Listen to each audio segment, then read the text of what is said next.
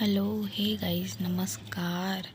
स्वागत आहे पुन्हा एकदा माझ्या मिस केर यूट्यूब चॅनलवरती. तर नवीन असाल तर चॅनलला सबस्क्राईब करून बेल आयकॉन प्रेस करायला विसरू नका. तर ह्या वेळेला जो आहे तो व्हिडिओ यायला खूपच उशीर झालेला आहे. त्याबद्दल खूप खूप खूप सॉरी आहे मी. तर आज आहे मार्गशीर्षचा दुसरा गुरुवार.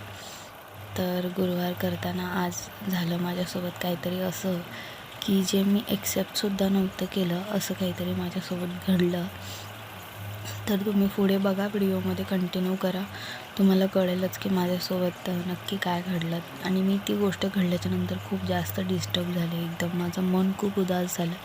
पण नंतरला जेव्हा कळालं की बाबा हे सर्व होतं वगैरे आणि ती गोष्ट चांगल्या वेने गेली हे समजल्याच्यानंतर माझं मन कुठे जाऊन शांत झालं होतं. तर काय घडलं हे तुम्हाला व्हिडिओमध्ये दिसेलच. तर इथे मी फोटोसुद्धा दाखवते, हे बघा. तर तुम्हाला आता कळेलच की माझ्यासोबत काय घडलं. तर नारळ जो आहे तो माझा पहिला जो गुरुवार होता तेव्हा पुजलेला होता. तो नारळ माझा मध्ये त्याला तडा गेली होती, आडवी आणि उभी अशी तडा गेली होती. तर माझं मन खूप नाराज झालं. म्हणजे बोलतात ना, एक मनामध्ये हे झालं, डोळ्यामध्ये पाणी येत होतं माझ्या की एवढ्या वर्षांनी आईचं व्रत करते आणि असं कसं झालं माझ्या हातातून. मी एवढी वर्ष केलं तेव्हा असं कधी झालं नाही. तेव्हा तर मी खूप लहान होते, मला समजायचंही नाही. बस आवड म्हणून मी आणि मनामध्ये करायची इच्छा म्हणून मी करायची, तेव्हा कधी असं झालं नाही. आणि आता असं अचानक कसं होतं आहे माझ्यासोबत. तर खरंच एकदम जीव एकदम बोलतात ना, एकदम भरपूर उदास हे झालेली. पण म्हटलं की नाही, किती काही अडचणी आल्या तरीसुद्धा आई माझ्यासाठी काही वाईट करू शकत नाही. तिच्या मनात असेल तसंच होईल. पण मी तिला चुकीची माफीसुद्धा मागितली की बाबा माझ्याकडून काही चूकभूल झाली आहे किंवा होत असेल तरीसुद्धा मला माफ कर. तर मी जशी पूजा करते तशी माझी पूजा जी आहे ती तू स्वीकार, अशी तिला मी नेहमी पूजा करतानासुद्धा बोलत असते. तर इथे बघा, मी पाटाची मांडणी करून घेतली आहे. मी मागच्या व्हिडिओमध्ये तुम्हाला दाखवलं आहे मी पाटाची मांडणी कशी करते, त्याचप्रमाणे मी यावेळेला पाटाची मांडणीसुद्धा केलेली आहे. पण यावेळेला पाटाची मांडणी करताना सकाळी ॲक्च्युली 7-7:30 झालेले आणि त्यावेळेला नारळ भेटेल कुठे हा मोठा प्रश्न होता मला, कारण की मार्केटसुद्धा ओपन नव्हता होऊन. तर खालती नशिबाने एकच नारळ होता चांगला, त्याच्याकडे दुकानवाल्याकडे गेली.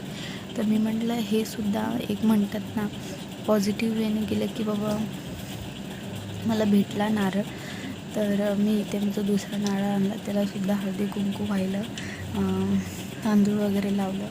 तर माझा जो पहिला नारळ आहे तोसुद्धा जिथे मी देवीला हळदी कुंकू लावलं होतं बरोबर तिच्याच खाली नारळाला तडा गेला होता.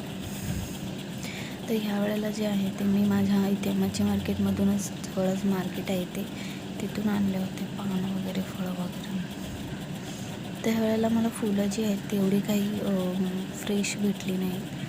मी म्हटलं इथे मार्केटला जाऊन आणते, नेक्स्ट टाईम मी हायवेलाच खाली जाणार. कारण की मला वाटलं की फ्रेश फुलं असतील, पण नाही.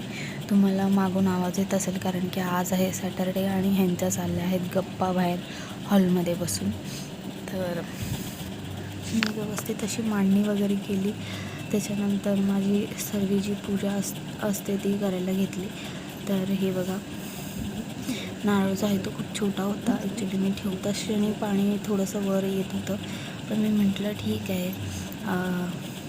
तर बघूया. तर इथे देवीचा मुखवटा लावून घेतला आणि मी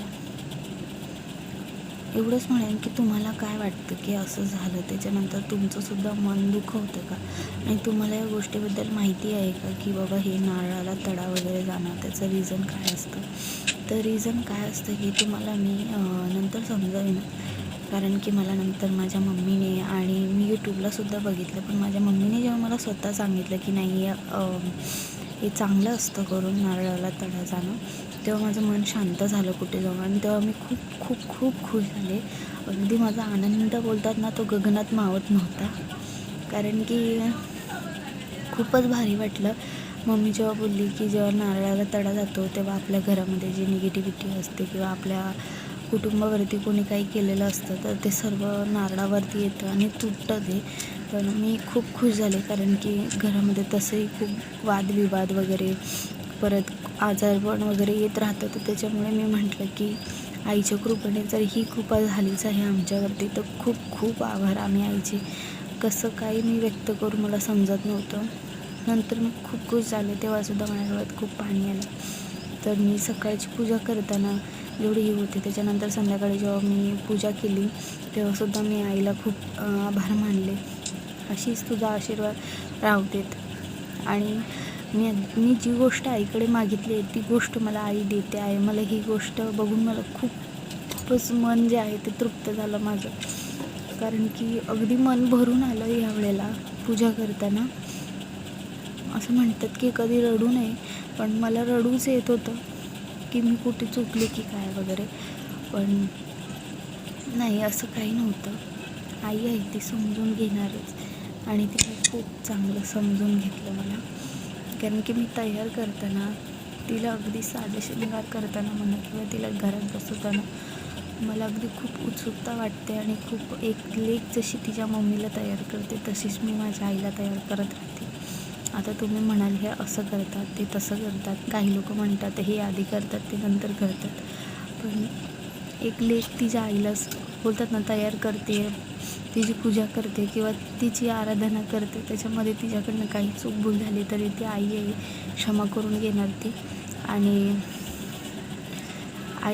आई विना जग म्हणतात ते खरंच आहे.